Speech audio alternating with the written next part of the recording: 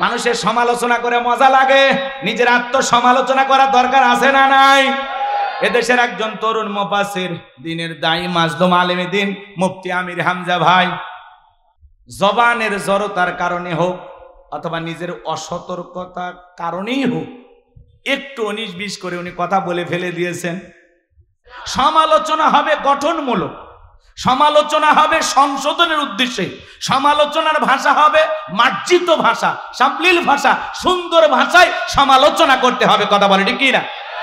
আক্রমণাত্মক ভাষা ব্যবহার করা যাবে না। ওনার সমালোচনা আছে। আমাদের এক প্রবীণ মুরব্বী, একজন আলেম, তিনি তাকে অশ্লীল ভাষায় গালি দিয়েছেন। আমি গালিটা মুখে আনতে চাই না।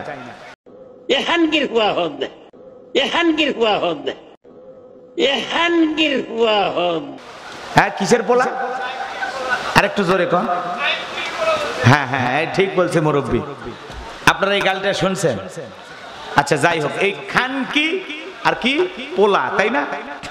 তো এটা নাকি চট্টগ্রামের ভাষা, এটা নাকি নরমাল একটা গালি। কথা কি বুঝতে পারছেন? এই গালির নাকি ওই এলাকায় তেমন কোনো জোর নাই।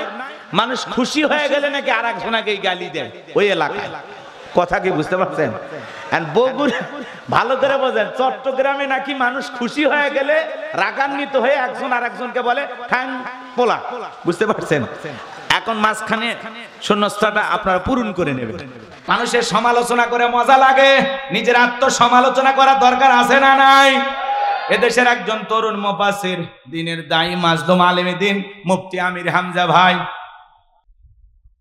একটি সংবাদ সম্মেলন বা সাংবাদিকদের সাথে মত বিনিময় করতে গিয়ে জবানের জড়তার কারণে হোক অথবা নিজের অসতর্কতার কারণেই হোক একটু 19-20 করে উনি কথা বলে ফেলে দিয়েছেন যে নবী হলেন সংবাদবাহক, বার্তাবাহক, সেই হিসাবে নবীও সাংবাদিক ছিলেন। এই কথা বলার কারণে সোশ্যাল মিডিয়া জুড়ে এত সমালোচনা। আমরা বলতে চাই, নবীর ক্ষেত্রে নবীর সম্মানের দিকে তাকায়া এমন শব্দ চয়ন করা ঠিক না যেটাতে রাসূলের সম্মান ছোট হয়, খাটো হয়। কথা বলেন ঠিক কিনা? এই ব্যাপারে তিনি হয়তোবা একটু ভুল করেছেন। আমার গতকালকে আমি আলোচনা শুনলাম, আমির হামজা ভাই চুয়াডাঙ্গা জেলার এক মাহফিলে যায় উনি প্রকাশ্যে বলতেছেন যে আমি হয়তোবা জবানের কারণে এই কথাটা একটু 19-20 হয়ে গেছে, রাসূলের সামনে হয়তোবা একটু বেয়াদবি হয়ে গেছে, আমি আল্লাহর কাছে ক্ষমা চেয়েছি। এমনকি আমি তাহাজ্জুদ পড়ে আল্লাহর কাছে ক্ষমা চেয়েছি, আমার আল্লাহ আমাকে মাফ করে দিতেও পারেন। কিন্তু আপনারা যারা সমালোচনা করেছেন, আপনাদের কি হবে?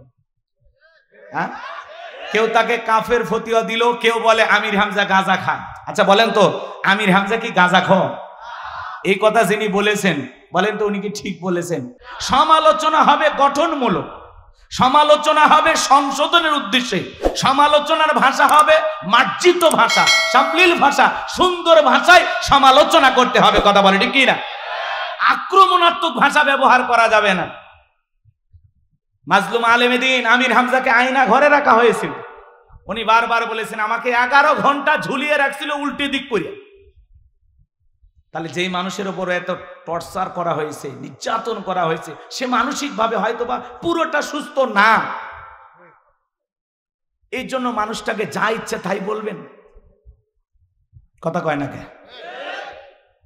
আল্লাহর পক্ষ থেকে যাদের উপরে ওহী নাজিল হয় আর সেই কথাগুলো মানুষের কাছে, উম্মতের কাছে প্রচার যিনি করেন তাকেই নবী বলা হয়। কথা বলেন ঠিক কিনা? এই অদৃশ্যের সংবাদ যিনি প্রচার করেন তিনি কি নবী? বলেন কি নবী? আজকে এই কথা নিয়ে আমরা যা শুরু করেছি ভাই, এত কাদাছড়া করলে, কাদা ছড়াছড়ি করলে, একে অপরের এত সমালোচনা করলে মানুষ আমাদেরকে কি বলবে? এই জন্য আমরা ঘৃণা ছড়াবো না। কেউ যদি ভুল করে কাছে গিয়ে সংশোধন করার চেষ্টা করব। মুফতি আমির হামজা একজন মানুষ, তারও ভুল হতে পারে, কিন্তু এটাকে নিয়ে কাফের ফতোয়া দিবেন আমির হামজা গাঁজা খায় এগুলো বলে একজন আলেমের সম্মান ছোট করা যাবে না। কথা বলেন ঠিক কিনা?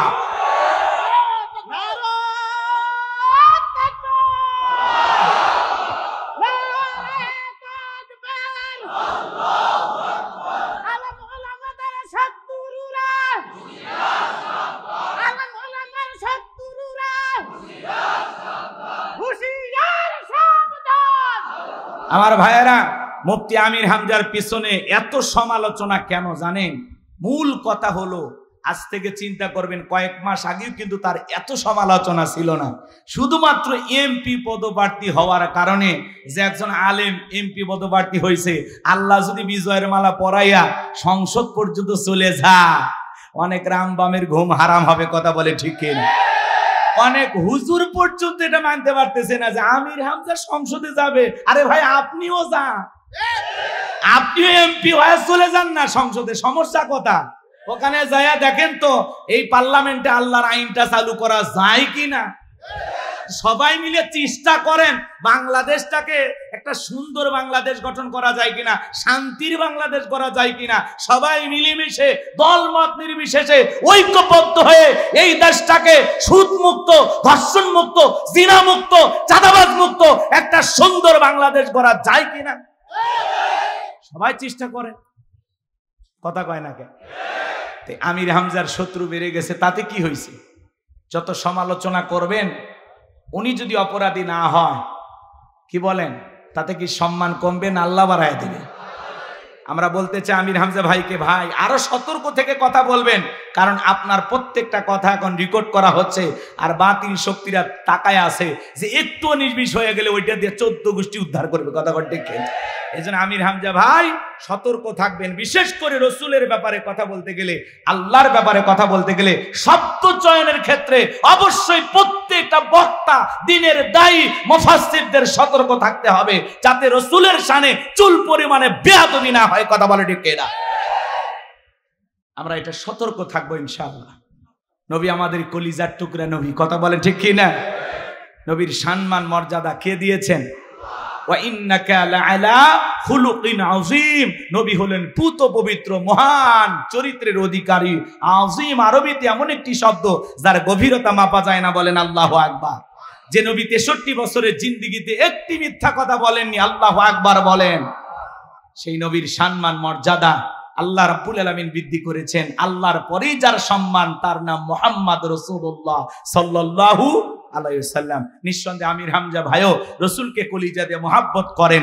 শব্দ চয়নের ক্ষেত্রে হয়তোবা তার ভুল হয়ে গেছে, উনি তাহাজ্জুদ পড়ে আল্লাহর কাছে মাফ চেয়েছেন, আল্লাহ তাকে মাফ করে দিতে পারেন। কিন্তু যারা সমালোচনা করতেছেন, কাফের ফতোয়া দিচ্ছেন, গাঁজাখোর বলতেছেন, স্যান্ডেল পেটা করতে চাইতেছেন, জুতার বাড়ি মারতে চাইতেছেন, তাদের অবস্থা কি হবে?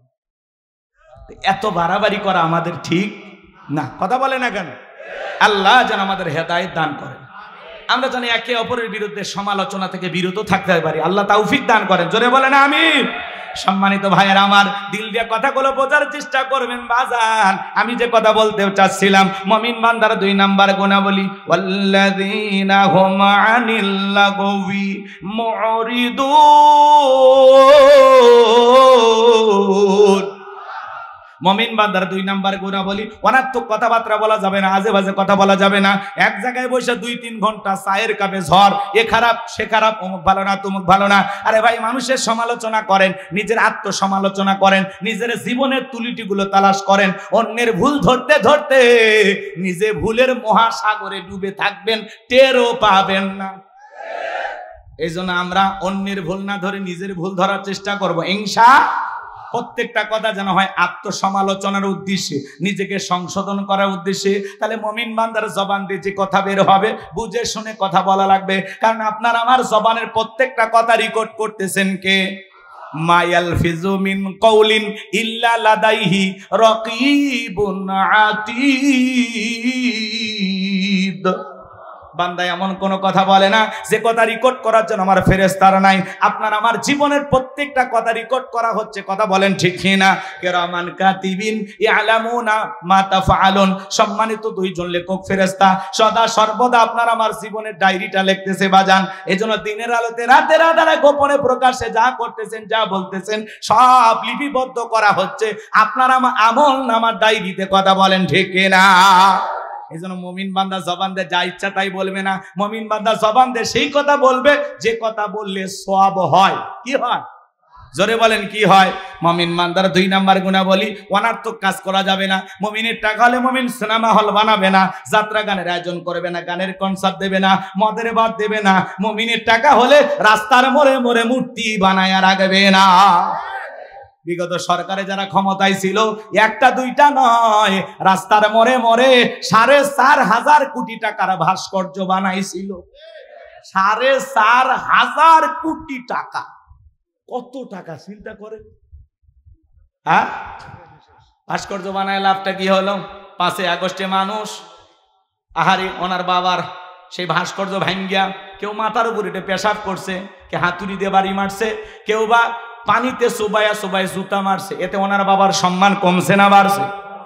আর যদি ওই টাকা দিয়ে উনি মসজিদ বানাইতো, মাদ্রাসা বানাইতো, এদেশের গরিব দুঃখী মানুষের জন্য খরচ করত, ওই টাকা দিয়ে যদি ভালো কিছু করত, ওনার বাবা কবরে শুয়ে থেকে সব পেত। এজন্য মুসলমানের টাকা হলে মুসলমান কখনো ভাস্কর্য মূর্তি বানাইতে পারে না। কথা বলেন ঠিক কিনা? মুসলমানের টাকা হলে মুসলমান কি করবে? মসজিদ বানাবে, মাদ্রাসা বানাবে, ঈদগাহ মাঠ বানাবে, কবরস্থান বানাবে। কথা বলেন। এই যে আইয়ুব আলী মোল্লা ভাই, তারা এত কষ্ট করে একটা দ্বীনি প্রতিষ্ঠান দাঁড় করাইছেন। সাইফুল ভাই সহ অনেকে অক্লান্ত পরিশ্রম করে যে একটা সুন্দর মাদ্রাসা তৈরি করেছেন। কার খুশির জন্য? জোরে বলেন। এই জন্য বাজান, টাকা দিলে, সম্পদ দিলে ভালো কাজে ব্যয় করা লাগবে, অপচয় নষ্ট করা যাবে না। মুমিনের টাকা হলে মুমিন ভালো ভালো কাজে ব্যয় করবে। কথা বলেন। রাস্তার মোড়ে মোড়ে লিখে রাখেন সুবহানাল্লাহ, আলহামদুলিল্লাহ, আল্লাহু আকবার, লা ইলাহা ইল্লাল্লাহ। যত মানুষের চোখ পড়বে রবের তাসবিহ পাঠ করবে, যে লিখে রাখবে তার আমল নামায়ও সব যাবে, যে তিলাওয়াত করবে তার আমল নামাতেও সব লেখা হবে। পারবো তো ইনশাআল্লাহ? যুবক যারা আছো, রাস্তার মোড়ে মোড়ে বিদ্যুতের খুঁটিতে খুঁটিতে বিভিন্ন জায়গায় এগুলো লিখে রাখবা। আল্লাহ আমাদের বুঝ দান করেন। জোরে বলেন আমিন। মুমিন বান্দার 2 নাম্বার গুণাবলী, অনার্থক জিনিস কান দিয়ে শ্রবণ করা যাবে না।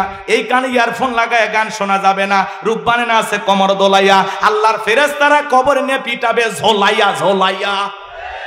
সিরাজগঞ্জের এক যুবক কানের ভিতর ইয়ারফোন লাগাইয়া রেল লাইনের উপর দিয়ে হাঁটে যাইতেছে, ট্রেন এসে ধাক্কা মেরে 3 টুকরা করে ধুয়ে গেছে। মরার পরেও কানের ভিতর ইয়ারফোন লাগানি ছিল। কয়েকদিন আগে দেখলাম একটা ছেলে টিকটক করতেছে, ট্রেনের আগে যায়, বোঝেন নাই? ট্রেন আসতেছে, ও আগে যায় 2 পকেটে হাত দিয়ে হেঁটে যাচ্ছে, সুপারস্টার সাকিব খানের মতো। এমন ভাব নিয়ে যখন হেঁটে যাচ্ছে, ট্রেন এসে ধাক্কা মেরে উল্টে ধুয়ে গেছে। পরে দেখলাম এই যে প্যান্ট চেনেন আপনারা, জিন্সের প্যান্ট পরছে, ওই জায়গায় মনে করেন পিছনের কাপড় ছিঁড়ে আর কি দেখা যাচ্ছে আর বলবো না। কি হলো তোর টিকটক করা ভাই? রেল লাইনের সামনে যায়, ট্রেন আসতেছে, দাঁড়াইয়া টিকটক করতেছে, ট্রেন এসে ধাক্কা মেরে ফেলা দিয়ে গেছে, প্যান্ট ছিঁড়ে পিছনের জিনিস দেখা যাচ্ছে। কথা কন ঠিক কিনা? এরকম পাগল ছাগল আছে না নাই? রেল লাইনে যায়া কানের ভিতর ইয়ারফোন লাগায়া পা এরকম করতেছে আর গান শুনতেছে। ট্রেন আসতেছে, টের পাইতেছে না, কানের ভিতরে খালি তুম তুম তুম আওয়াজ। ও ট্রেনের শব্দ আর শোনেনি। ট্রেন এসে বলতেছে ঠিক আছে থাকেন, ও একের ফিসে থুয়ে চলে যায়। কথা কন ঠিক কিনা? তাহলে যুবক, এই কান আল্লাহ গান শোনার জন্য দেয় নাই। হক্কানে উলামা ইকরামদের বয়ান শুনতে হবে, ইসলামী সঙ্গীত শুনতে হবে, কোরআন তেলাওয়াত শ্রবণ করতে হবে।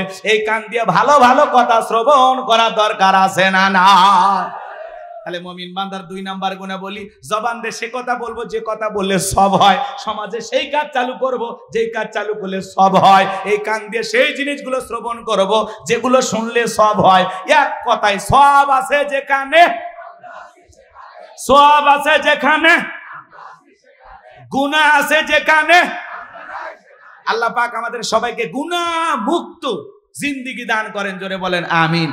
শোনেন, সহজ কথা, মন্দ কথা বলবো না, মন্দ কাজ করব না, মন্দ কিছু শুনবো না ইনশাআল্লাহ। এইবার মুমিন বান্দার 3 নাম্বার গুণাবলী আল্লাহ রাব্বুল আলামিন জানিয়ে দিলেন, ওয়াল্লাযীনা হুম লিয-যাকাতি ফাঈলুন। মুমিন বান্দার 3 নাম্বার গুণাবলী আল্লাহ রাব্বুল আলামিন জানিয়ে দিলেন, মুমিন বান্দাকে আল্লাহ যদি নিসাব পরিমাণে সম্পদের মালিক বানায় দেয়, মুমিন বান্দাকে আল্লাহ যদি ধনী বানায় দেয়, মুমিন বান্দা সক্রিয়ভাবে হিসাব করে করে বছরে যাকাত দেবে কার ভয়ে? যাকাত দেওয়া ধনীদের জন্য নফল না ফরজ। নামাজ আদায় করা যেমনি ফরজ, যাকাত দেওয়া তেমনি ফরজ। যাকাত হলো আর্থিক ইবাদত। আল্লাহু আকবার। এ ভাই বসেন বসেন, আর কয়েকটা মিনিট, আমি খুব দ্রুত গতিতে শেষ করে দেবো ইনশাআল্লাহ। 7টা গুণাবলী একটু শুনে যান বাজান, আমল করার নিয়তে একটু বসেন। এত দূর থেকে কষ্ট করে আসলাম, যদি না শোনেন খারাপ লাগবে না? একটু বসেন, 10-15 মিনিটের মধ্যে আমি ছেড়ে দেবো ইনশাআল্লাহ। এই যুবকে, ভাইয়া ভাইয়া, ও ভাইয়া ভাই বসেন। আমি তো জানি এখানে যারা আছে অধিকাংশ আমাদের মহাব্বতের মানুষ, বিভিন্ন এলাকা থেকে আপনারা আসছেন, তাই না? একটু মহাব্বত করে আসছেন, আমারে ফেলায় চলে যাবেন? হ্যাঁ, আমি জানি আপনাদের ব্যস্ততা আছে, কর্মজীবন আছে, বেশি রাত পর্যন্ত কথা শোনা আপনাদের জন্য কষ্ট। প্রোগ্রামটা 12টায় শেষ হলে আপনাদের জন্য ভালো হইতো, তাই না ভাই? এই জন্য বুঝতে পেরেছি, কয়েকটা মিনিট দেন, আমি আলোচনাটা শেষ করে যাই খুব দ্রুত গতিতে। মনোযোগ দিয়ে কথাগুলো শুনে যান বাজান, এদিকে খেয়াল করেন। যুবক, 4 নম্বর গুণাবলী এসে গেছে না? এই যে 3, এরপরই তো 4, তোমাদেরই ওয়াজ হবে ইনশাআল্লাহ। একটা তাকবীর দেন, লিল্লাহি তাকবীর। তাহলে মুমিন বান্দার 3 নাম্বার গুণাবলী, ওয়াল্লাযীনা হুম লিযাকাতি ফাইলুন। মুমিন বান্দার 3 নাম্বার গুণাবলী, আল্লাহ যদি মুমিন বান্দাকে সম্পদ দান করে, নিসাব পরিমাণে সম্পদের মালিক বানায় দেয়, মুমিন বান্দা সক্রিয়ভাবে বছরে কয় লাখ টাকার, কয় হাজার টাকা যাকাত আসবে, কয় কোটি টাকার, কয় লাখ টাকা যাকাত আসবে, মুমিন বান্দা সক্রিয়ভাবে হিসাব করে করে বছরে যাকাত দেবে কয় দিন? জোরে বলে। সম্পদের উপরে যাকাত ফরজ দিতে হবে কয় দিন? বছরে 1 দিন যাকাত দেবেন, বছরে 1 দিন। আরে ভাই, যারা যাকাত দিচ্ছেন তারা শুকরিয়া আদায় করবেন, আল্লাহর কাছে বলবেন, আল্লাহ আমার মতো হতভাগাকে যে আপনি যাকাত দাতা হিসেবে কবুল করেছেন, আলহামদুলিল্লাহ। হে রব, তোমার শুকরিয়া যে যাকাত দাতাদের মধ্যে আমিও একজন। এর কথা কন না, দেন না যাকাত? রাগ করেন নাকি আপনারা? ভালো করে বোঝার চেষ্টা করবেন বাজান গো আমার। যাকাত দাতাদের তালিকায় আল্লাহ আপনাকে কবুল করেছে। আল্লাহ হাত এই জায়গায় রাখে নাই, আপনাকে মোহাব্বত করে হাত রাখছে কোন জায়গায়?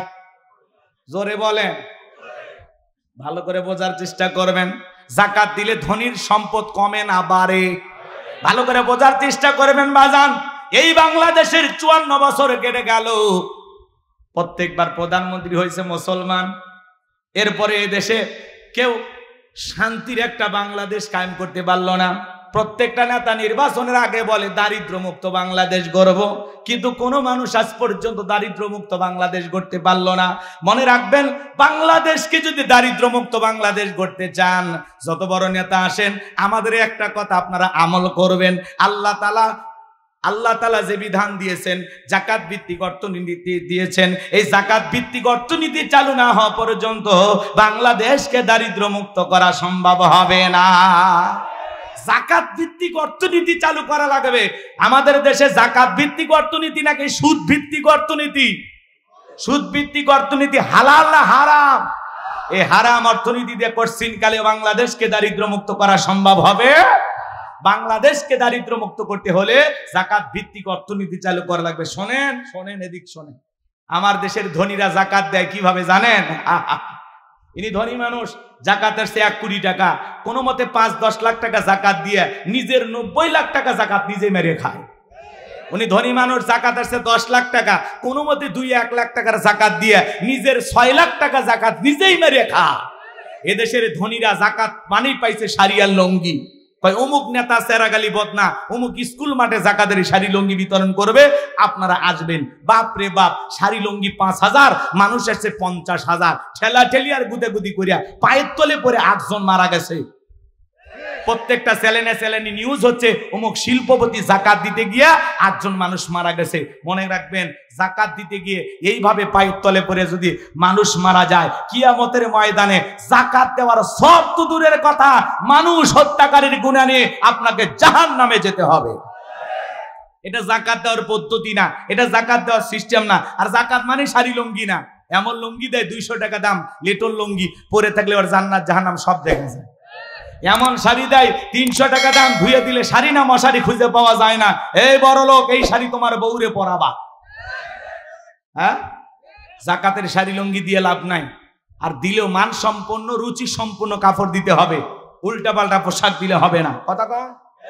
হযরত ওমর ফারুক ডেকে বলেন, তোমরা যাকাতের অর্থ এমন ভাবে দাও যাতে ওই ব্যক্তি যাকাতের জন্য আর কারো দুয়ারে হাত না পাতে। আল্লাহু আকবার বলেন। এই ছেলেটা বেকারে বসে আছে, জাকাতের 1-1.5 লাখ টাকা দেন, 500 টাকা দিয়ে লাভ নেই। অনেকে 500 টাকা 1000 টাকা করে বিলে আর বলে জাকাত দিছি, দিয়ে একেবারে ফাটিয়ে ফেলে দিছে। 500 টাকা দিয়ে মানুষের ভাগ্যের কোনো পরিবর্তন হবে? এই ছেলেটাকে জাকাতের 1-1.5 লাখ টাকা দেন, দিয়ে এই নসের মার্কেটে একটা ছোটখাটো দোকান ধরাইয়া দেন। আল্লাহ চাইলে 5-7 বছর ব্যবসা বাণিজ্য করিয়া ভবিষ্যতে এই ছেলে নিজেও জাকাত দিতে পারে। এই ছেলেটা বেকার বসে আছে, ওরে জাকাতের 1-1.5 লাখ টাকা দিয়ে একটা অটো ভ্যান রিক্সা কিনে দেন, ওর একটা কর্মস্থানের ব্যবস্থা হলো, দৈনিক 500-700 টাকা ইনকাম করবে। ওই ছেলেটা আর বেকার থাকলো। একটা বিধবা অসহায় নারী আসছে, শাড়ি দিয়ে কি লাভ, সেলাই মেশিন কিনে দেন, 2টা ছাগলের বাচ্চা কিনে দেন, 2টা গাভী গরু কিনে দেন, এগুলো লালন পালন করে ভাগ্যের চাকা ঘোরাবে। কথা বলে ঠিক কিনা?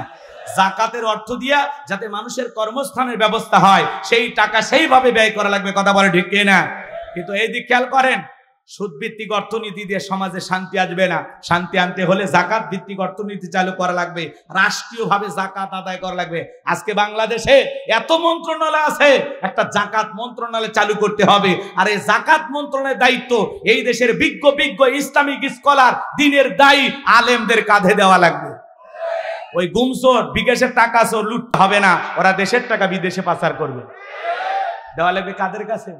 আলেমদের কাছে। আলেমেরা কি করবে?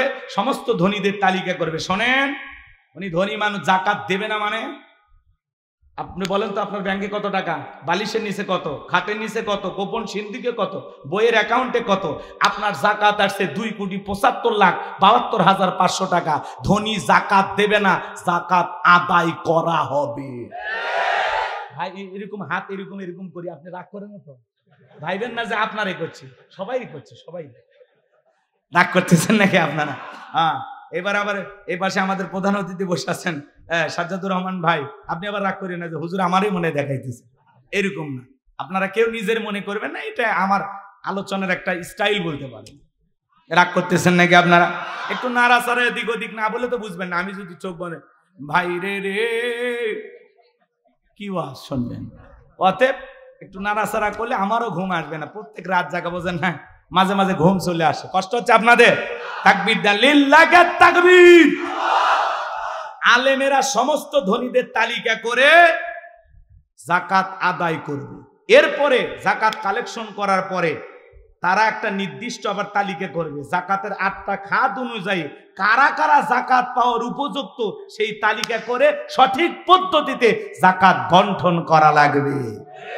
এই দেশে জরিপ করে আমরা দেখেছি, যদি 10 বছর, এখন জরিপ করা হয়েছে মাত্র 7 বছর হলেও এইভাবে জাকাত কালেকশন করে আর সঠিক পদ্ধতিতে যেই ব্যক্তি জাকাত পাওয়ার উপযুক্ত তাদের কাছে যদি জাকাতের অর্থ পৌঁছে দিতে পারি, 7 থেকে 10 বছরের মধ্যে বাংলাদেশে জাকাত খাওয়ার মতো একজন গরিব খুঁজে পাওয়া যাবে না। বলেন আল্লাহু আকবার। এই জন্য ধনী জাকাত দিতে চায় না, জাকাত আদায় করা লাগবে। একটা ছোট্ট ঘটনা 2 মিনিটে বলি। আল্লাহর নবী মুসা আলাইহিস সালামের নাম আপনারা শুনেছেন, বলবো? মুসা আলাইহিস সালাম কারণের কাছে যা বলে, কারণ তোরে জাকাত দেওয়া লাগবে। কারণ ডেকে বলে আমি জাকাত দিতে পারবো না। আল্লাহ নবী মুসা আলাইহিস সালাম রাগান্বিত হয়ে বলে, কারণ রে, জাকাত না দিলে জাকাত আদায় করা হবে। মুসা নবী রাগ কম না বেশি? যে নবী রেগে গেলে মাথার টুপি ভেদ করে চুল খাড়া হয়। বলেন আল্লাহু আকবার। আরেকটু জোরে বলেন আল্লাহু আকবার। নবী মুসা রাগান্বিত চেহারা দেখে কারণ ডেকে বলে, মুসা রাগ করার দরকার নাই, কত টাকা দিতে হবে বলো। এইবার বাজান গো আমার, গভীর মনোযোগ দিয়ে কথাগুলো শুনবেন। মুসা আলাইহিস সালাম ডেকে বলে, শতকরা 2.5% টাকা দেওয়া লাগবে। বলে ঠিক আছে আপনি যান, আমি একটু হিসাব নিকাশ করে দেখি, পরে আপনাকে জানাবো। এইবার মুসা আলাইহিস সালাম চলে গেলেন। এইবার কারণ হিসাব নিকাশে বসে গেল। এই কারণকে আল্লাহ এত সম্পদ দিয়েছিল, 70টা উট লাগতো চাবি বহন করতে। চাবি যদি এত হয় তালা কত, আর তালা যদি এত হয় সিন্ধুকে মাল কত, ছোট মাথায় ধরবে না। এইবার কারণ হিসাব নিকাশ করে দেখে, কয়েক হাজার কর্মচারী দিয়া সারা দিন সারা রাত যদি জাকাতের টাকা দেওয়া হয়, এরপরে টাকা শেষ হবে না। বলেন আল্লাহু আকবার। এমনি তো কৃপণ, পায়ে স্যান্ডেল দেয় না ক্ষয় যাবে বলে, গায়ে জামা পরে না ছিঁড়ে যাবে বলে, সেই কৃপণ কি এত টাকা জাকাত দিতে পারে? সে একটা গভীর ষড়যন্ত্র করলো। এলাকা একটা 2 নাম্বার মহিলা ছিল, নাম হলো সবদা। এই সবদা নামের পতিতার কাছে যা বলে, সবদা রে, তোরে 2 বস্তা টাকা দেব। বিনিময়ে আমার একটা কাজ করে দিতে হবে, অ্যাডভান্স হিসেবে আজকে 1 বস্তা টাকা দিয়ে গেলাম, আর আগামীকালকে সাক্ষী দেওয়ার পর আর 1 বস্তা টাকা দেব, বিনিময়ে একটা কথা বলতে হবে। আল্লাহ নবী মুসা আলাইহিস সালাম যখন ভরা মজলিসে দাঁড়ায়া মানুষকে আল্লাহর পথে আহ্বান করবে, ওই ভরা মজলিসে দাঁড়ায়া একবার শুধু বলবি মুসা আলাইহিস সালাম দিনের বেলা ওয়াজ করে আর রাতের বেলা আমি সফদার সাথে রাত কাটায়, বাস এতটুকু কথাই বললে যথেষ্ট, বাকি যা করার আমি করব। সফদা যেহেতু 2 নাম্বার মহিলা, রাজি হয়ে গেল। কথা বলে না কেন? দেখবেন যারা নোংরা চরিত্রের মানুষ হয় এদের কাছে পর্দা ভালো লাগে না। এক মডেল অভিনেত্রী সাওয়ালি, সে এসে বলতেছে বোরকা পরা এগুলো ইসলামের পোশাক না, এগুলো সৌদি আরব থেকে আসছে, নবীর যুগে বোরকা ছিল না। জোরে কর না উজবিল্লাহ। ওই মডেল অভিনেত্রী সুন্দরী ওই মহিলা বলতেছে নবীর যুগে বোরকা ছিল না, এগুলো সৌদির পোশাক, সৌদি আরব থেকে এই দেশে এসেছে, আর জোর করে মানুষের উপরে চাপায় দেওয়া হচ্ছে। বলেন তো বাজান, নারীদের জন্য পর্দা করা নফল না ফরজ? আল্লাহ বলেন ওয়াকরনা ফি বুয়ুতিকুন্না ওয়ালা তাবাররাজনা তাবাররুজাল জাহিলিয়াতিল উলা। নারীরা তোমরা ঘরের ভিতরে অবস্থান করো, খবরদার জাহিলিয়াতি যুগের মেয়েদের মতো নোংরা অশ্লীল পোশাক পরে নিজের দেহকে প্রদর্শন করো না। নারীরা যদি বাহিরে যায় ঢিলাঢালা পোশাক পরে যাবে, হাত মোজা পা মোজা লাগাবে, ফরজ পর্দা মেনে নারীরা বাহিরে ঘোরাফেরা করবে। কথা বলেন ঠিক কিনা? পর্দা হলো নারীকে সিকিউরিটি দিবে, পর্দা নারীর নিরাপত্তা দেবে, পর্দাশীল নারীর উপরে আল্লাহর রহমত নাজিল হয়। পর্দা হলো প্রত্যেকটা নারীর সৌন্দর্য বৃদ্ধি করে। কথা কয় না কেন? হেজাব পর্দা হলো প্রত্যেকটা নারীর অহংকার। কথা বলেন ঠিক কিনা? ও মা ও বোন, পর্দাতে থাকলেই তুমি শান্তিতে থাকবা। কোন নারী যদি হাত মোজা পা মোজা লাগাইয়া ঢিলা ঢালা বোরকা পইরা রাস্তাতে হেঁটে যায়, শ্রদ্ধার সম্মানে মানুষ মাথা নত করে থাকে। কথা বলেন? আর কেউ যদি বেপরদায় উল্টা পাল্টা পোশাক পরে বিউটি পার্লারের সাজ দিয়া, ঠোঁটটা লিপস্টিক দিয়ে লাল, চোখে দেয় মাস্কারা, যুবকের কাম সারা, লাম খালি মিম খালি, নুনের ওপরে 1 নোক্তা, পেট খালি পিঠ খালি, ভাবির কপালে ডিজিটাল ফোটা, এই রং ভঙ্গের সাজ দিয়ে কোনো নারী যদি যায়, রাস্তার যুবকেরা কয় মাল গেল রে। কথা কয় না কেন? তাহলে চিন্তা করেন মা, যারা বেপরদায় চলাফেরা করে, রাস্তার দুষ্ট যুবকেরা আপনাকে মাল বলে সম্বোধন করে। কোন বোরকা পরা নারীকে এগুলো বলে? এই জন্য মা, নিজের সম্মান নিজে নষ্ট করবেন না। খুব বেশি মডার্ন সাজতে গিয়ে নিজে অর্ধলঙ্গ পোশাক পরবেন না, নিজের সৌন্দর্য নিজে ঠিক রাখবেন মা। কথা বলেন ঠিক কিনা? জান্নাতি নারীদের নেত্রী নাম কি? হযরতে ফাতেমা। আল্লাহ রাসূলের বাড়িতে একদিন গেলেন, দরজায় ডাক দেন, আব্বা দরজা খুলে দেন। বিশ্বনবী দরজা খুলে দিলেন। ফাতেমা তাকায় দেখে নবীজি কান্না করতে করতে চোখ বেবে, দাড়ি ভিজে, জুব্বা পর্যন্ত ভিজে গেছে। ফাতেমা ডেকে বলেন, বাবা একা একা ঘরের দরজা বন্ধ করে কেন কান্না করেন? আমার মা খাদিজার কথা ভেবে কি কান্না করেন? চাচা আবু তালিবের কথা ভেবে কি কান্না করেন? নবী আমার ডেকে বলে, মা ফাতেমা, তোর মা খাদিজার কথা ভেবে কান্না করি না, চাচা আবু তালিবের কথা ভেবে কান্না করি না মা। আমাকে যখন জিবরাইল মেরাজ করার জন্য নিয়ে গেল মা, জান্নাত ভ্রমণ করে দেখালো, জান্নাতটা দেখে দিলটা খুশি হয়ে গেল। আল্লাহর কাছে দোয়া করলাম, আল্লাহ আমার গুনাহগার উম্মতের জন্য বেশি বেশি জান্নাতি হয়। ও মা, জিবরাইল এইবার ডেকে বলে, নবী জান্নাতটা দেখেছেন, এইবার চলেন আপনাকে একটু জাহান্নামটা ঘুরে দেখায়। এইবার যখন আমাকে জাহান্নামের ভিতরে প্রবেশ করানো হলো মা, আমি তাকায়া দেখি জাহান্নামের ভিতরে পুরুষের চাইতে নারীদের সংখ্যাই হলো বেশি। আমি তাকায় দেখি মা, এক শ্রেণীর নারীদের চুলের মুঠিগুলো আসমানের দিকে তুলে ধরা হয়েছে, পা থেকে মাথা পর্যন্ত জাহান্নামের আগুন দাউ দাউ করে জ্বলতেছে। আমি একবার তাকাইয়া আর তাকাইতে পারলাম না। নারীদের দেহটা মনে হয় গরম পানি যেরকম থকবক থকবক করে, ওইরকম থকবক করতেছে, আর তারা এত জোরে চিৎকার মারতেছে মা, মনে হয় তাদের চিৎকার আসমান জমিন ভেঙে পড়বে। আমি জিবরাইলকে বললাম, ভাই জিবরাইল, এই নারীদেরকে কেন কেন এইভাবে শাস্তি দেওয়া হচ্ছে? এই নারীদের কি এমন অপরাধ? জিবরাইল ডেকে বলে, নবী গো, এই সমস্ত নারী তো তারাই যারা বেপরদায় চলাফেরা করতো, মাথায় কাপড় দিত না, স্বামীর আনুগত্য করতো না। এই জন্য আল্লাহ রাব্বুল আলামিন এই নারীদেরকে এইভাবে শাস্তি দিতেছেন। জোরে বলেন নাউজুবিল্লাহ। হযরতে ফাতেমা এই কথা শোনার পরে চোখের চোখের পানি ছেড়ে দিয়ে কান্না করেন আর ডেকে বলেন, বাবা, এই যদি হয় বেপরদায় চলা নারীর শাস্তি, আজ থেকে আমি ফাতেমা আরো বেশি পর্দার গুরুত্ব বাড়াবো, আরো বেশি পর্দার প্রতি যত্নবান হব।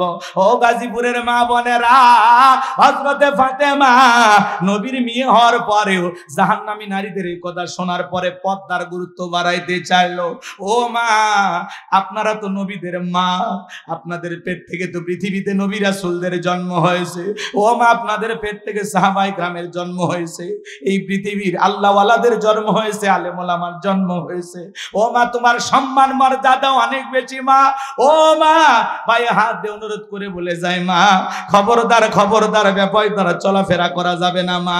নিজের দেহটাকে সুন্দর করে ঢেকে রাস্তাঘাটে চলাফেরা করার দরকার আছে না? নয়। যেই মডেল, যে অভিনেত্রী বলতেছেন বোরকা সৌদি আরবের পোশাক, নবীর যুগে বোরকা ছিল না।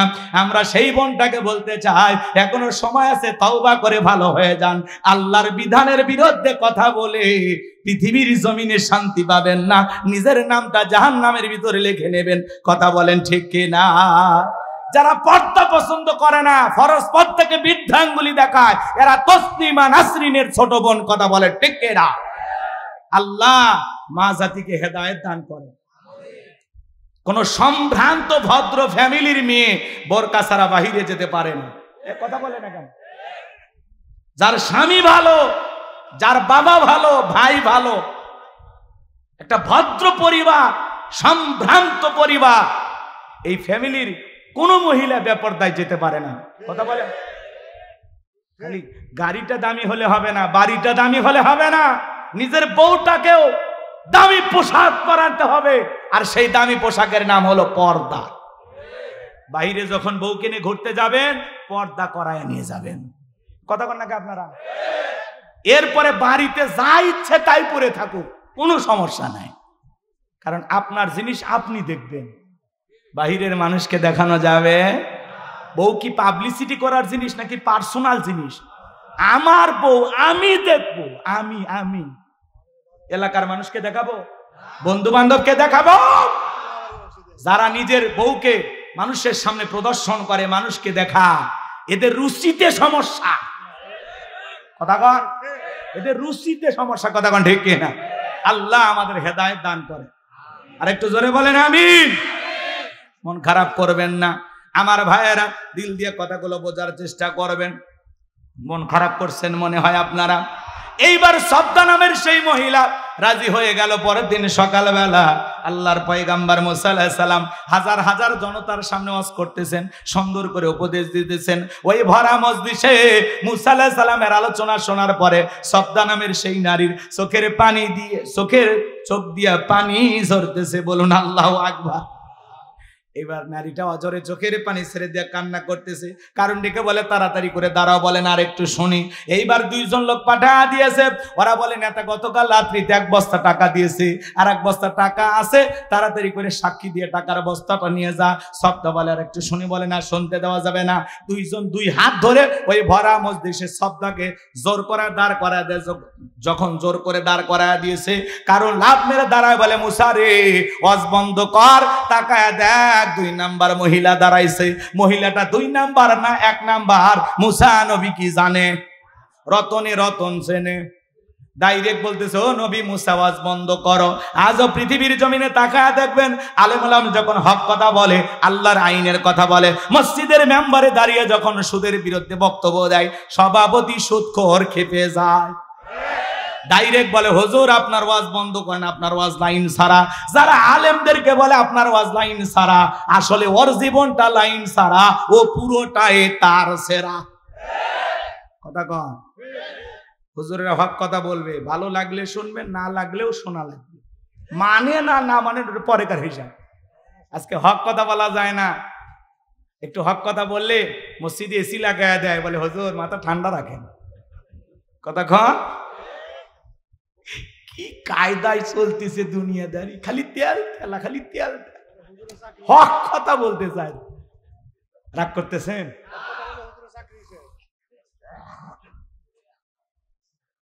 অনেক রাত হবে, কষ্ট আপনাদেরকে দেব না বাজান। মনে রাখবেন, আলেমদের কথা বলতে যারা বাধা দেবে, এই পৃথিবীর জমিনে বিশ্ব নবীকে কোরআন তেলাওয়াতে বাধা দিয়েছিলেন কারা? নবীর দাওয়াতে বাধা দিয়েছিলেন কারা? কাফেররা। কথা বলেন। তারা স্লোগান দিয়েছিল, অকালাল্লাযীনা কাফারু লা তাসমাউ লিহাযাল কুরআনি ওয়ালগাউ ফিহি লাআল্লাকুম তাগলিবুন। কাফেররা বলল, কোরআন শ্রবণ করো না। যেখানে মুহাম্মদ কোরআনের আলোচনা করে, কোরআন তেলাওয়াত করে, ওই জায়গায় হট্টগোল সৃষ্টি করো, তালি বাজাও, শীষ দাও, লাফালাফি করো, ঢোল পিটাপিটি করো, যে অবস্থায় পারো মুহাম্মাদের কোরআন তেলাওয়াত বন্ধ করো। বলেন তো বাজান, ওরা কি বন্ধ করতে পেরেছিল? ওরা মনে করে কোরআন বন্ধ করলে বিজয় লাভ করতে পারবো, ওরা তো বন্ধ করতে পারে নাই। আজও বাংলার জমিনে দেখবেন এমনও মানুষ আছে, যাত্রা হলে কোনো সমস্যা নাই, গান বাজনা সমস্যা নাই, বাণিজ্য মেলার নামে রাত 12টার পরে নর্তকীর গায়ে একটা সুতার কাপড় থাকে না, ওখানে 144 জারি করা হয় না। এই দেশে যারা তাফসিরুল কোরআন মাহফিলে, ওয়াজ মাহফিলে 144 জারি করে আলেমদের কথা বলতে বাধা দেয়, আমার বিশ্বাস ওদের জন্ম মুসলমানের ঘরে হতে পারে না। মুসলমান কোরআনের পক্ষে থাকবে, কোরআনের বিরোধিতা করতে পারে না। লম্বা হবে বাজার, লম্বা করব না। এইবার সবদা দাঁড়িয়ে গেছে, কারণ ডেকে বলে, সবদা তোমার যা বলার তুমি বলো, আমি তোমার সাথে আছি। সবদা বলতেছে, কারণ বৈশা পারো, আমি যেহেতু দাঁড়িয়েছি বলার জন্য আমাকেই বলতে দাও। এইবার সবদা বলতেছে, জনগণ শোনো দিয়া মন, আমি জীবনে কোনোদিন মুসা নবীকে দেখি নাই, আজকে মুসা নবীকে দেখার পরে আমার পাষাণ হৃদয় গইলা গেছে। আমি সিদ্ধান্ত নিয়েছি আর খারাপ কাজ করব না, অশ্লীল কাজ করব না, আমি তওবা করে ঈমান গ্রহণ করব। আলেমদের শুনে বেনামাজি নামাজি হয়ে যায়, সুদখোর ঘুষখোর ভালো হয়ে যায়, বেপরদায় সলামা বোনেরা পর্দা করে, দাড়ি কাটা যুবকটা দাড়ি রাখে। ভালো করে বোঝার চেষ্টা করবেন। এইবার সবটা বলতেছে, আপনারা কি জানেন এই কারণ কেন লাফালাফি করতেছে? গতকাল রাত্রিতে আমার বাড়িতে গিয়েছিল, 1 বস্তা টাকা আমারে দিয়েছে, আর 1 বস্তা টাকা রেডি রেখেছে, বিনিময়ে আমাকে এই কথা বলতে হবে, নবী মুসা আলাইহিস সালাম দিনের বেলা ওয়াজ করে আর রাতের বেলা আমি সবদার সাথে রাত কাটাই। কিন্তু আপনাদেরকে সাক্ষী রেখে বলতেছি, মুসা নবীর চরিত্র ফুলের চাইতেও পবিত্র। ওই কারণ হলো আমি সবদার নিয়মিত ভক্ত। আল্লাহু আকবার বলেন। ওয়া মাকারু ওয়া মাকারাল্লাহ ওয়াল্লাহু খায়রুল মাকিরিন। আমার আল্লাহ রাব্বুল আলামিন বলেন, قد فلح المؤمنون।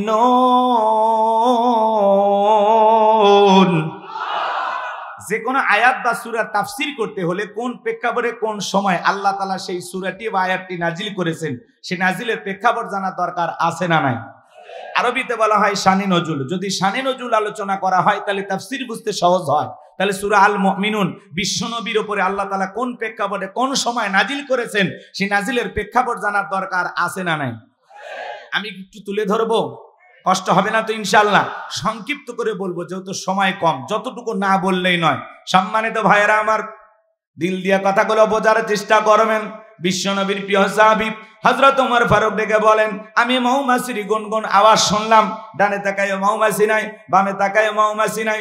বিশ্বনবীর চেহারা মোবারকের দিকে তাকায় দেখি নবীজি ফিসফিস করে কি যেন তেলাওয়াত করতেছেন।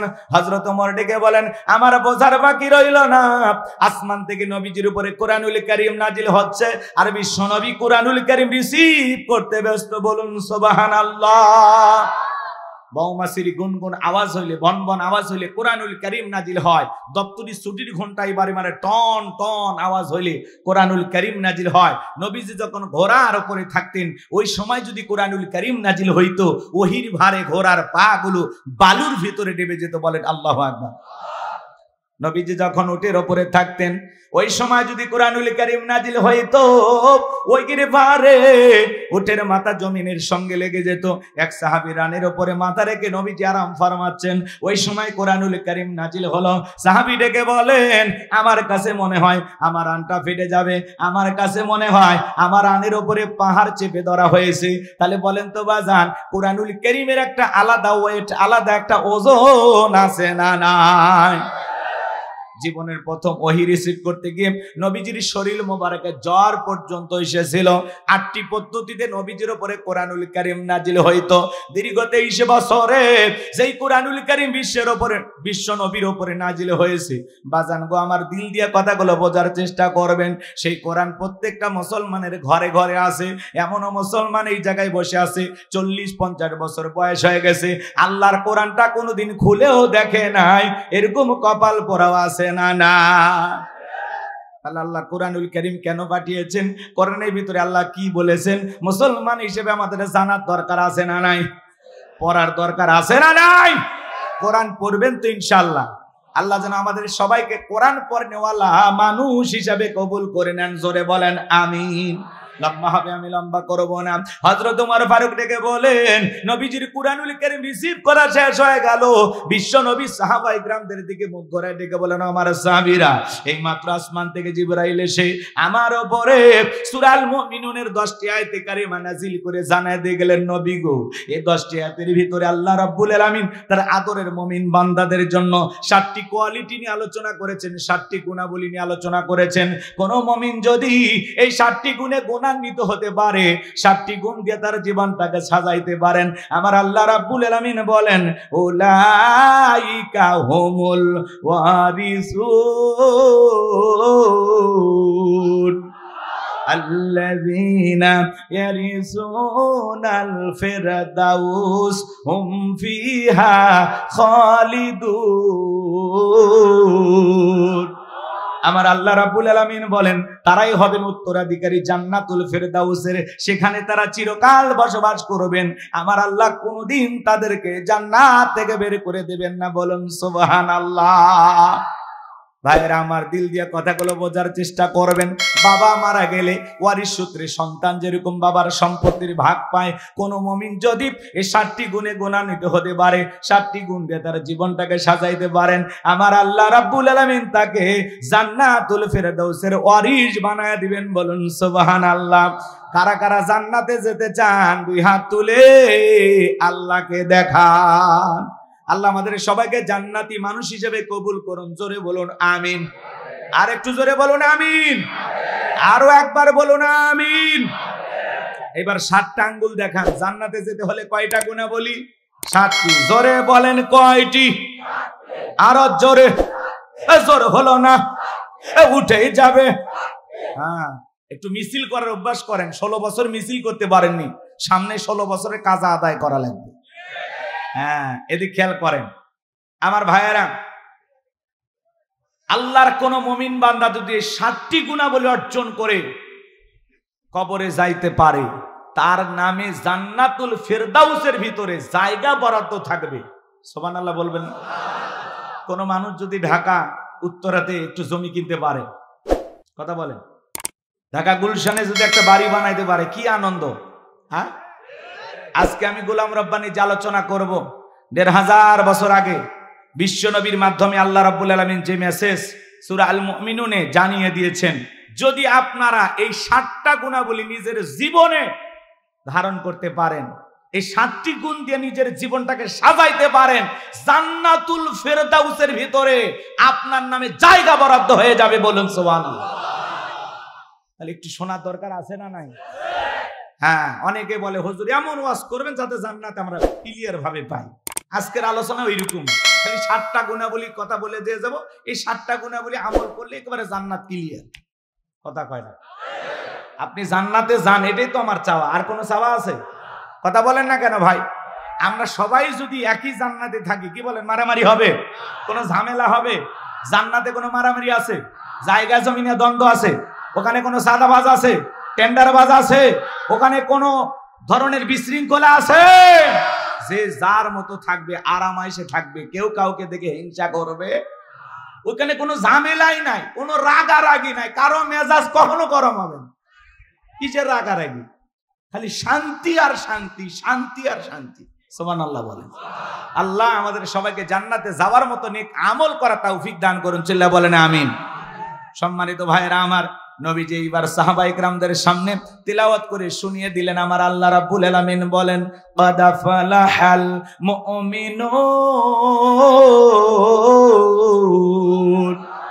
আমার আল্লাহ রাব্বুল আলামিন বলেন অবশ্যই মুমিনেরা সফল, অবশ্যই মুমিনেরা সফল। অলরেডি মুমিনেরা সফল হয়েছে তারা, ঈমান এনেছে যারা। আল্লাহু আকবার বলেন।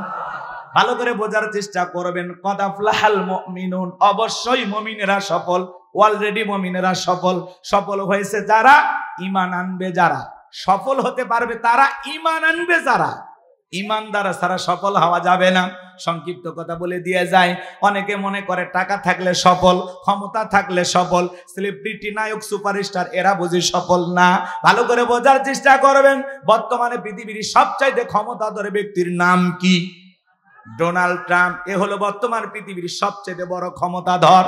কথা বলে না কেন? আমেরিকার ইতিহাসে আজ পর্যন্ত কোন নারীকে ওরা প্রেসিডেন্ট বানায়নি। কথা কয় না কেন? বানাইছে? আপনারা কি করেন? রাগ করেন?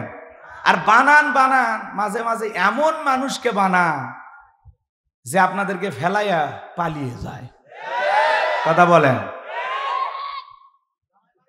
জামাই বাড়িতে গেছে না? হ্যাঁ, রাগ করেন না। এগুলো বললে আবার অনেকে বলে হুজুর যা হচ্ছে হচ্ছে, এগুলো বলার দরকার না। না, মাঝে মাঝে নাড়া না দিলে আপনি ভুলে যাবেন, কারণ আমাদের ভুলে যাওয়ার বড় স্বভাব। আমরা সব জিনিস বেশি দিন মনে রাখতে পারি না। রাগ করেন? এজন্য মেয়ে মানুষের রাগ বেশি, জেদ বেশি, অভিমান বেশি। দেখেন না, স্বামীর সাথে ঝগড়া লেগে রাগ করে হাড়ি ফাতিল ভেঙে ফেলে দেয়, স্বামীর তুলে আছাড় মারে, রাগ করে সংসার দিয়ে বাপের বাড়ি চলে যায়, রাগ করে 20 কোটি জনগণ রেখে চলে গেছে। কথা বলে ঠিক না? আমার ঈশ্বর চাচাকে বলা হয় স্বৈরাচার শাসক। ঈশ্বর চাচা ক্ষমতার থেকে পদত্যাগ করে জেলে গেছে, দেশ ছাড়েনি, বাপের বেটা।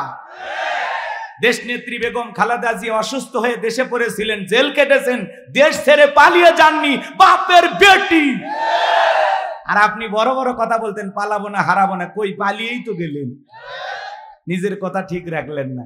আবার মাঝে মাঝে বলে আমি দেশের কাছে আছি, চট করে ঢুকবেন তো বের হলেন কেন? আর আমরাও বলতে চাই, মেয়ে মানুষ কতদিন বাইরে থাকবে? এই দেশ ওনার বাবার, এই দেশ ওনার স্বামী, আসুক না ভাই, আসলে আপত্তি আছে? আমরা বলতেছে যাওয়ার আগে বলে যাননি, আসার আগে বলার দরকার নেই, যে দিক দিয়ে মন চায় আপনি এই দেশে আসেন। কথা বলে ঠিক কিনা? বুবু আইবা তুমি আইবা গো, সেই দিন আইসা বুবু ক্ষমতা পাইবা না। ও বুবু আইবা তুমি আইবা গো, সেই দিন আইসা বুবু ক্ষমতা পাইবা না।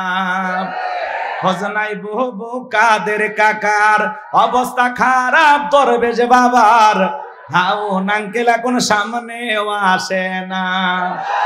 নেতা কর্মী সব জেলের ভিতর, আমি আসি ডরের ওপর, কখন জানি আসে গ্রেপ্তারি পরোয়ানা। বুবু আইবা তুমি আইবা গো, সেই দিন আইসা বুবু চিয়ার পাইবা না। ক্ষমতার চেয়ার থেকে নামা সহজ, কিন্তু ওই চেয়ারে ওঠা কঠিন। কথা বলেন ঠিক কিনা? আগামীতে সিদ্ধান্ত নেব, যেই দলেরই হোক আমরা পুরুষ প্রধানমন্ত্রী চাই। যেই দলেরই হোক একটা পুরুষ নেতা কারা চান, হাত তুলে দেখান। লিল্লাহি তাকবীর। নারীদের দেখার দিন শেষ, আগামীতে পুরুষের বাংলাদেশ। আল্লাহ কবুল করেন। আমার ভাইয়েরা মন খারাপ করবেন না, আমি গুনাহগার যে কথা বলতে চাচ্ছিলাম বাজান, দিল দিয়ে কথাগুলো বোঝার চেষ্টা করবেন। বর্তমানে পৃথিবীর সবচাইতে ক্ষমতাধর ব্যক্তির নাম হলো ডোনাল্ড ট্রাম্প। আপনাদের এলাকায় একটা বাজার আছে, এই বাজারের নাম কি? নসেরে বাজার। মনে করেন এখানে আল্লাহর একজন বান্দা সবজি বিক্রি করে, তরি তরকারি বিক্রি করে, লোকটা ইমানদার। আজান দেওয়ার পরে আল্লাহর গোলাম যদি দোকানদারি বন্ধ করে মসজিদে গিয়ে নামাজ আদায় করে, বলেন তো বাজান, পৃথিবীর বড় নেতা ডোনাল্ড ট্রাম্পের চাইতে এই সবজি বিক্রেতা ইমানদারের দাম কম না বেশি? তার মানে কি বুঝলেন? ইমান আছে যার, আল্লাহর কাছে দাম আছে তার। কথা বলেন ঠিক কিনা? পাশের দেশে নরেন্দ্র মোদী, এ যত বড়ই ক্ষমতাধর হোক না কেন, আমাদের দেশের একজন ভ্যান চালক, রিক্সা চালক, লোকটা যদি ইমানদার হয়, আজান দেওয়ার পরে মাথা নত করে যদি আল্লাহকে সিজদা দেয়, বলেন তো বাজান, ভারতের দাদার চাইতে ওই রিক্সা চালক, ভ্যান চালক ইমানদারের দাম কম না বেশি? তার মানে কি বুঝলেন? ইমান আছে যার, আল্লাহর কাছে দাম আছে তার। কোন বেঈমানের দাম আল্লাহর কাছে নাই। বেঈমানেরা ক্ষমতার দাম্ভিকতায় দুনিয়াতে সফল হতে পারে, মরার পরে সবগুলো বেঈমানকে পিটাইয়া জাহান্নামে দিবেন তিনি কে? আর ইমানদাররা দুনিয়াতেও সফল, আখিরাতেও সফল। আল্লাহ তাআলা আমাদের ভিতরে ঈমান নামের সম্পদ দিয়েছে। টাকা না থাক, সম্পদ না থাক, ক্ষমতা না থাক, আমার ভিতরে ঈমান আছে, আল্লাহর কাছে দাম আছে। এই জীবনে যদি আল্লাহর কাছে দামি হতে পারি, আর কিছু চাওয়ার আছে? তাহলে আমি বলবো ঈমান এনেছে যারা, আপনারা বলবেন সফল হয়েছে তারা। বলবেন ঈমান এনেছে যারা, ঈমান এনেছে যারা।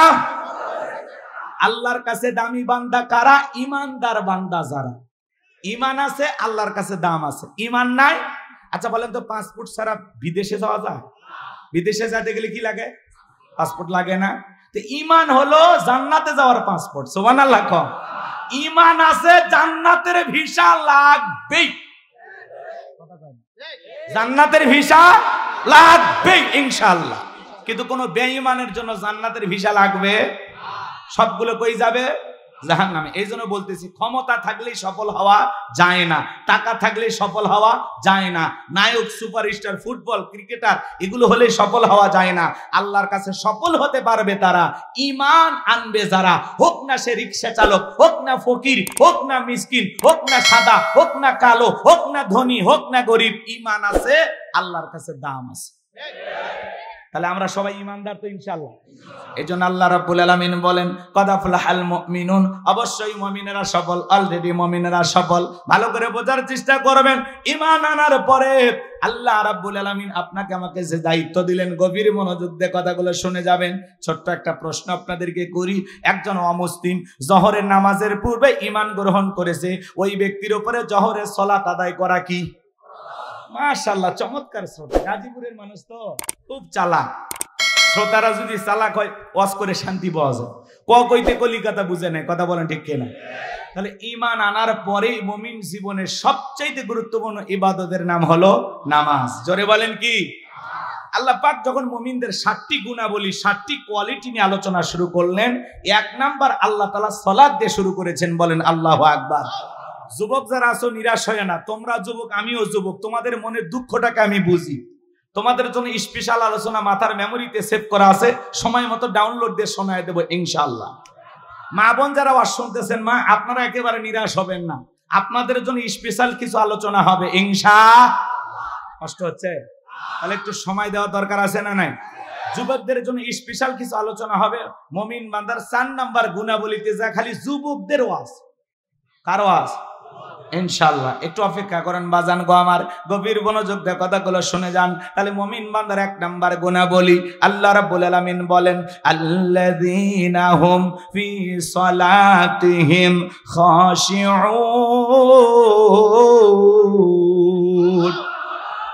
মুমিন বান্দার 1 নাম্বার গুণাবলী, যারা নিজেদের সালাত বিনয়ের সহিত, নম্রতার সহিত, আল্লাহর ভয় নিয়ে আদায় করে। সালাত আদায় করতে হবে কার ভয়ে? ইয়া আইয়ুহাল্লাযীনা আমানুত্তাকুল্লাহ, হে ঈমানদারগণ আমি আল্লাহকে ভয় করো। হাক্কা তুকাতিহি, ভয় করার মতো ভয় করো। আপনি আমি যখন সালাত আদায় করার জন্য মসজিদে দাঁড়িয়ে যাব, মসজিদের ভিতরে যখন নামাজে দাঁড়িয়ে যাব, অন্তরের ভিতরে সুচিন্তা, দুশ্চিন্তা, বিবির কথা, সংসারের কথা, ব্যবসা বাণিজ্যের কথা, দুনিয়াবি কোনো চিন্তা ভাবনা মনের মধ্যে রাখা যাবে না। সব চিন্তা ভাবনা, টেনশন মসজিদের বাইরে রেখে আল্লাহর ভয় নিয়ে নামাজে দাঁড়াইতে হবে। আপনি এমন ভাবে নামাজে দাঁড়িয়ে যাবেন, মনে মনে ভয় করবেন, আমি নামাজ আদায় করতেছি, আমার আল্লাহ আমাকে দেখতেছেন। মনে মনে নামাজ আদায় করবেন আর এই স্মরণ করবেন, আমি নামাজ আদায় করতেছি, আমার আল্লাহ আমার সামনে দাঁড়িয়ে আছেন। এইরকম ভয় নিয়ে আপনাকে আমাকে সালাত আদায় করতে হবে। আমার ভাইয়ারা, বিশ্বনবী কিভাবে সালাত আদায় করতেন? আম্মা জান আয়েশা ডেকে বলেন, নবীজি যখন নামাজের মধ্যে দাঁড়িয়ে যেতেন, আমি মাঝে মাঝে তাকায়া দেখতাম নবীজির পা মোবারক ফুলে উঠেছে। আম্মা জান আয়েশা ডেকে বলেন, নবীজি এত লম্বা সময় রুকুতে থাকতেন, এত লম্বা সময় সিজদা থাকতেন, মাঝে মাঝে মনে হয় নবীজি আর কোনোদিন সিজদা থেকে মাথা উঠাবেন না। আম্মা জান আয়েশা ডেকে বলেন, একদিন রাতের বেলায় দেখি নবীজি সিজদা দিয়ে এত কান্না করেছেন, কাঁদতে কাঁদতে সিজদার জায়গাটা পর্যন্ত ভিজে গেছে। নবী যখন সিজদা থেকে মাথা উঠাইলেন, আম্মা জান আয়েশা জিজ্ঞাসা করেন, নবী গো কেন কান্না করলেন, কি হয়েছে আপনার? নবী ডেকে বলে, আয়েশা আমি তো আমার জন্য কাঁদি কাঁদি না, আমি কাঁদি আমার গুনাহগার উম্মতের জন্য। আমি আল্লাহর কাছে কেঁদে কেঁদে বলি, আল্লাহ আমার গুনাহগার উম্মতের গুনাহগুলো মাফ করে দাও, আমার গুনাহগার উম্মতকে ওই কঠিন জাহান্নামের আগুন থেকে মুক্তি দাও। নবী যদি আপনার আমার গুনাহ মাফের আশায় আল্লাহ তাআলার কাছে দোয়া করেন, আমরা তো হলাম মূল ভিকটিম, মূল আসামি, মূল অপরাধী। সকাল বিকালে গুনাহ করি বাজান। যেই নবীর জীবনে কোনো গুনাহ নাই, সেই নবী 70 থেকে 100 বার ইস্তেগফার করতেন, তওবা করতেন। চিন্তা করেন বাজান, নবীর জীবনে গুনাহ নাই, সেই নবী যদি ইস্তেগফার করেন, আমরা তো পলকে পলকে গুনাহ করি, চলতে ফিরতে গুনাহ করি। আমাদের তওবা করা দরকার আছে না না? নিজেদের গুনাহ মাফের জন্য সিজদা দিয়ে কান্না করতে হবে কার কাছে? 5 ওয়াক্ত সালাত, এটা তো ডিউটি, এটা তো অবশ্যই আপনাকে পালন করাই লাগবে। 5 ওয়াক্ত সালাত নফল না ফরজ? একটু জোরে বলেন। এ বাজান মন খারাপ করবেন না। সবচাইতে আফসোসের কথা হলো, মুসলমানের কাছে যদি নামাজের ওয়াজ করা লাগে, এর চাইতে বড় দুঃখ আর নাই। ভালো করে বোঝার চেষ্টা করবেন গাজীপুরের মুসলমান ভাইয়েরা, 5 ওয়াক্ত সালাত এটা তো রবের বাধ্যতামূলক অর্ডার, অবশ্যই আপনাকে আদায় করা লাগবে। 5 ওয়াক্ত সালাত আদায় করা লাগবে। পাশাপাশি গভীর নিশীথে রাতের 1টা 2টা 3টার দিকে উঠা বিবির ভালোবাসা ত্যাগ করে, আরামের বিছানা ত্যাগ কইরা, ঠান্ডা পানি দিয়া ওযু বানাইয়া নিরালাই নিবৃত্তিতে সিজদা দিতে হবে কাকে? আল্লাহ রাব্বুল আলামিন বলেন, ওয়াল্লাযীনা ইয়াবিতুনা লিরাব্বিহিম সুজদাও ওয়া কিয়ামা। সূরা ফুরকানের ভিতরে আল্লাহ পাক জানিয়ে দিলেন, যারা রাত্রি জাগরণ করে আমি আল্লাহকে সিজদা দেয়, আমি আল্লাহর জন্য দণ্ডায়মান হয়ে যায়। গভীর নিশীথে দুনিয়ার অফিস আদালত বন্ধ, আরামের বিছানা ত্যাগ কইরা, বিবির ভালোবাসা ত্যাগ কইরা আপনি নিরালাই একা একা যাই নামাজে দাঁড়ায় গেছেন।